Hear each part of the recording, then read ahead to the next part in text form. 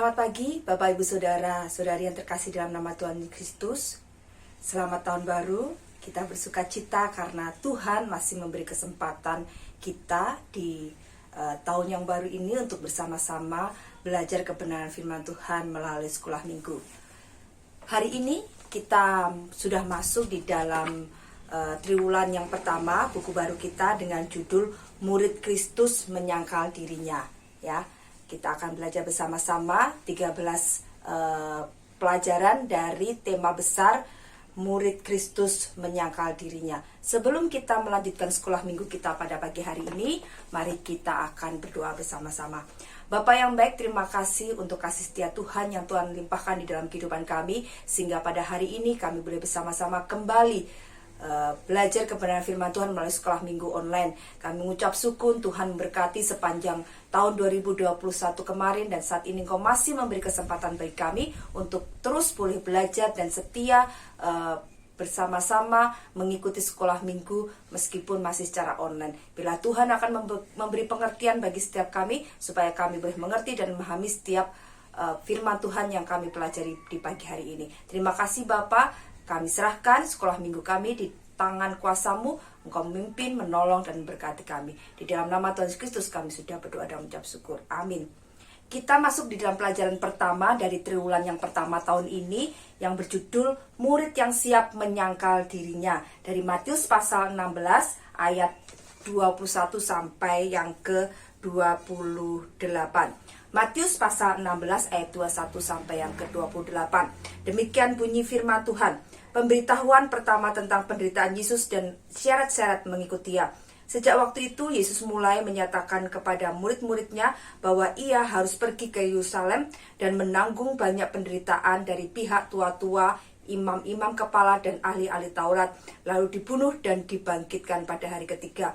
Tetapi Petrus menarik Yesus ke samping dan menegur Dia, katanya, "Tuhan, kiranya Allah menjauhkan hal itu sekali-kali takkan menimpa Engkau." Maka Yesus berpaling dan berkata kepada Petrus, "Enyahlah iblis, engkau suatu batu sandungan bagiku, sebab engkau bukan memikirkan apa yang dipikirkan Allah, melainkan apa yang dipikirkan manusia."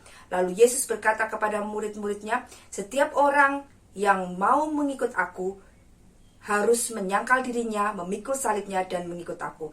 Karena barang siapa mau menyelamatkan nyawanya, ia akan kehilangan nyawanya. Tetapi barang siapa kehilangan nyawanya karena aku, ia akan memperolehnya. Apa gunanya seorang memperoleh seluruh dunia tetapi kehilangan nyawanya? Dan apakah yang dapat diberikannya sebagai ganti nyawanya? Sebab anak manusia akan datang dalam kemuliaan Bapanya, diiringi malaikat-malaikatnya. Pada waktu itu ia akan membalas setiap orang menurut perbuatannya. Aku berkata kepadamu, sesungguhnya di antara orang yang hadir di sini ada yang tidak akan mati sebelum mereka melihat Anak Manusia datang sebagai Raja dalam kerajaannya." Pada firman Tuhan ini, terkhusus di ayat yang ke-21 sampai yang ke-23, di sini Tuhan Yesus menyatakan kepada murid-muridnya bahwa akan tiba saatnya Dia harus mengalami penderitaan. Oleh karena tugas yang diembannya dari Allah Bapa menyelamatkan umat manusia, Dia harus disiksa, disalibkan demi menebus dosa-dosa manusia. Nah, itu diberitahukan kepada murid-muridnya pada saat itu. Dan Petrus yang mendengar pemberitahuan itu dari Tuhan Yesus Kristus, dia merasa bahwa Tuhanku tidak akan mengalami itu, ya, itu tidak akan terjadi gitu. Tetapi Tuhan malah kalau kita baca di ayat tadi, ya, Tuhan malah mengatakan bahwa apa yang keluar dari mulut Petrus adalah berasal dari iblis, karena berusaha untuk menghalangi rencana besar Allah menyelamatkan dunia ini melalui kematiannya di atas kayu salib, ya.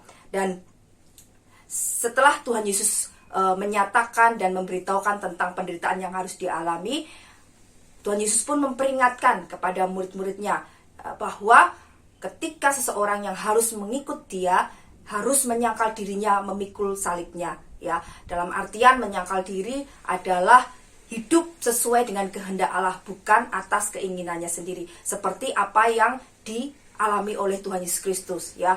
Bagaimana hidup menurut kehendak Allah, menurut kebenaran Allah, yang sehingga rela untuk menderita demi kebenaran itu. Itulah yang dialami oleh Tuhan Yesus Kristus ketika dia harus mengalami penderitaan, dia harus disalib bukan karena dia berdosa, bukan karena dia melakukan kejahatan, tetapi oleh karena dia melakukan kebenaran, dan itu harus dia lakukan. Ya, kalau kita ingat ketika Tuhan Yesus sebelum disalibkan, sebelum mendapat penyiksaan menuju ke jalan salib, dia berdoa di Taman Getsemani. Bagaimana dia bergumul dengan rasa ketakutannya, ya, akan menghadapi penderitaan yang harus dia alami, yang tidak bisa dia hindari. Oleh karena itulah yang dikehendaki Allah Bapa untuk dia lakukan, untuk menggenapi rencana besar Tuhan menyelamatkan manusia, ya.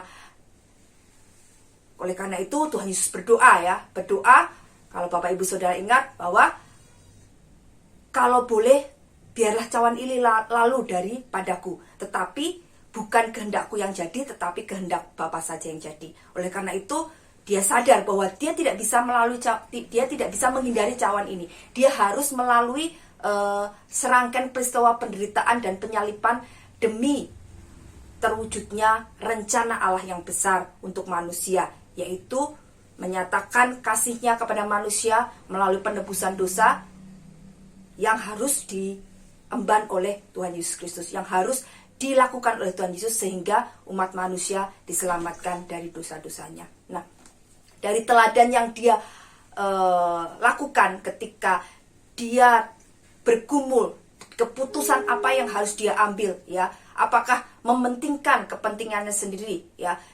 Tuhan Yesus bisa, ya, tidak melakukan itu, ya, tetapi dia memilih untuk hidup di dalam kehendak Tuhan, melakukan kehendak Tuhan, melakukan kehendak Allah Bapanya, ya, mau menerima dan rela menderita untuk disiksa dan disalibkan, ya, demi keselamatan umat manusia. Itulah yang dilakukan oleh Tuhan Yesus Kristus, ya.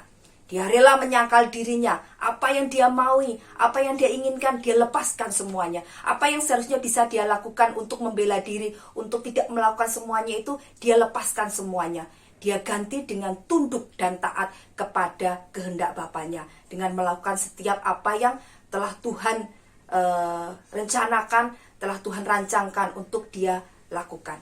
Itu yang dilakukan oleh Tuhan Yesus, bagaimana dia menyangkal dirinya. Nah, dari situ makanya Tuhan Yesus memberikan perintah kepada muridnya bahwa setiap orang yang ingin mengikut dia harus menyangkal dirinya dan memikul salibnya, ya. Itu yang harus dilakukan, ya.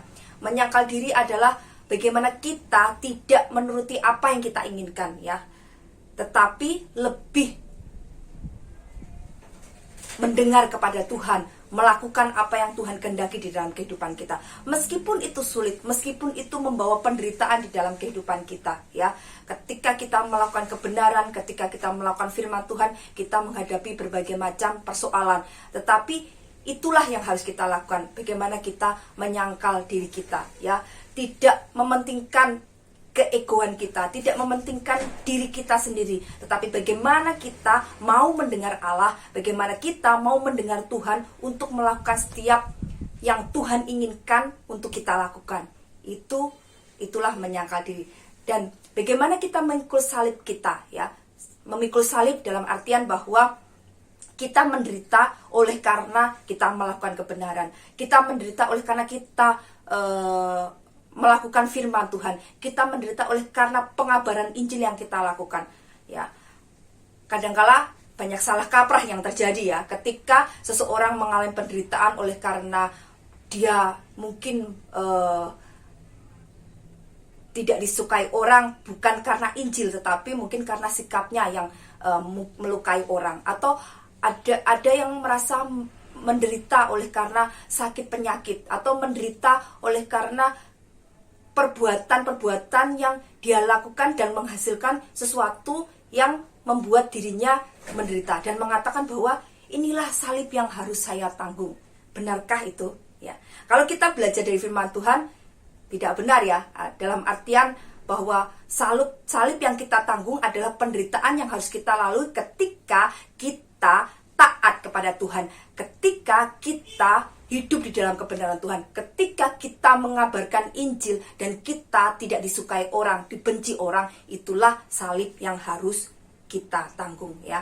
Jadi jangan salah kaprah ya Bapak Ibu Saudara ya. Bagaimana hasil perbuatan kita membuat kita menderita, itu bukan salib yang kita tanggung, tetapi dalam artian hasil perbuatan kita adalah perbuatan yang mungkin menyimpang, perbuatan yang mungkin melukai orang lain, perbuatan yang mungkin tidak sesuai dengan firman Tuhan, atau mementingkan diri kita sendiri, mementingkan keakuan kita sendiri, sehingga kita menderita olehnya. Nah, itu bukan salib yang kita tanggung. Tetapi ketika kita taat kepada Tuhan, ketika kita menjalankan kebenaran yang daripada Tuhan, dan kita menderita oleh karena itu, karena orang-orang di sekitar kita tidak menyukai kita, dan kita menjadi berbeda dengan orang-orang di sekitar kita, dan orang-orang mengatakan, kamu kok menjadi orang yang rohani, sok rohani gitu ya, atau orang-orang di sekitar mengatakan bahwa kita orang yang terlalu terlalu semuanya kepada Tuhan. Jadi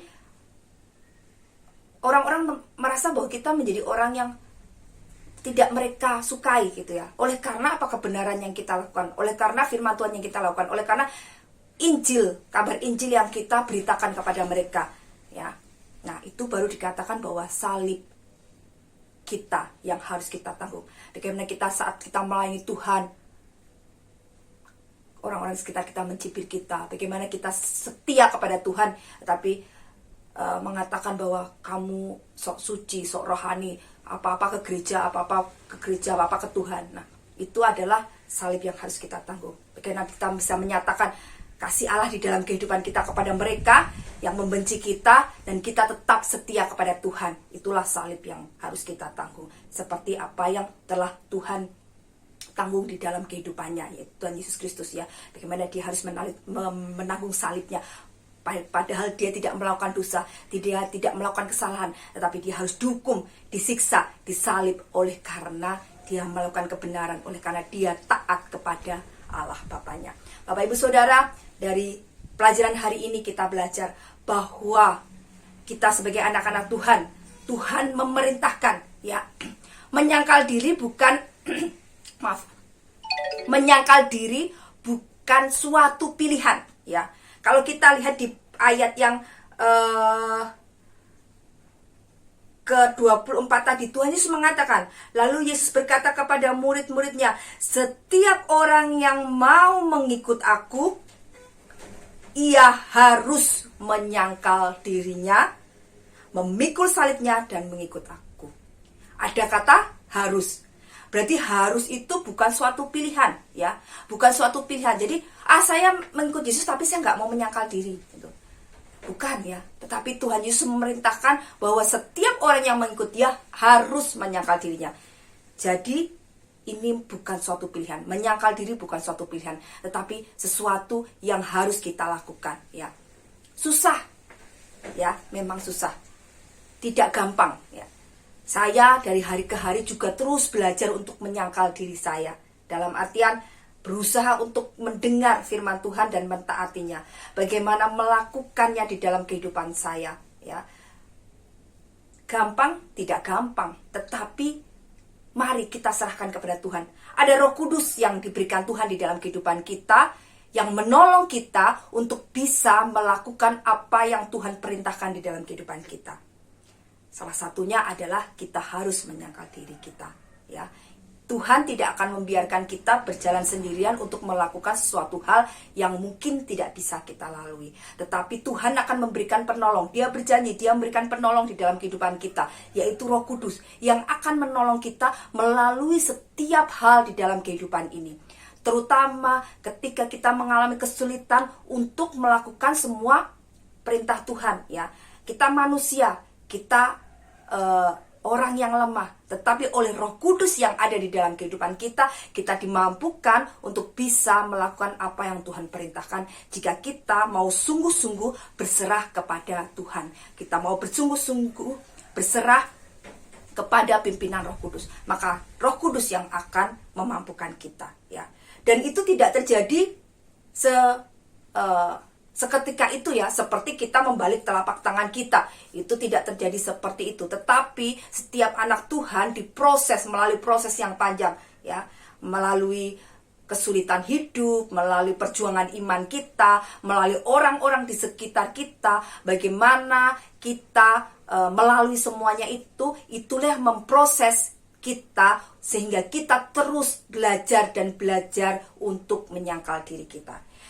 Jadi Bapak Ibu Saudara, ketika kita menghadapi persoalan hidup ini, kita menghadapi pergumulan, kita menghadapi ujian iman kita, jangan pernah menyerah dan berputus asa ya. Serahkan semuanya kepada Tuhan ya, dan Tuhan akan menolong kita, memampukan kita melalui Roh Kudus yang selalu ada di dalam kehidupan kita, menyertai kita untuk kita bisa melaluinya, sehingga kita dimampukan oleh Tuhan untuk bisa melaksanakan apa yang Tuhan perintahkan di dalam kehidupan kita, yaitu menyangkal diri kita dan memikul salib kita. Itu pembelajaran kita hari ini. Mari kita akan bersama-sama terus menyerahkan hidup kita kepada pimpinan Roh Kudus, supaya Tuhan terus memampukan kita untuk kita terus belajar menyangkal diri, memikul salib kita, menghadapi segala situasi dan tantangan yang ada dengan penuh iman dan percaya kepadanya bahwa kita mampu melaluinya. Oleh karena kita hidup di dalam kebenaran, oleh karena kita hidup di dalam firman Tuhan, oleh karena kita hidup di dalam ketaatan kepada Dia. Amin. Mari kita akan berdoa bersama-sama. Bapa yang baik, terima kasih untuk pagi hari ini. Kami boleh bersama-sama belajar kebenaran firman Tuhan yang sungguh luar biasa, mengingatkan kepada kami untuk kami menjadi anak-anak Tuhan, murid-murid Tuhan yang harus menyangkal diri kami dan memikul salib kami untuk mengikut Engkau. Tuhan akan memampukan kami, menolong kami melalui pimpinan Roh Kudus yang ada di dalam kehidupan kami, sehingga kami mampu untuk melakukan perintah Tuhan, yaitu menyangkal diri kami dan memikul salib kami.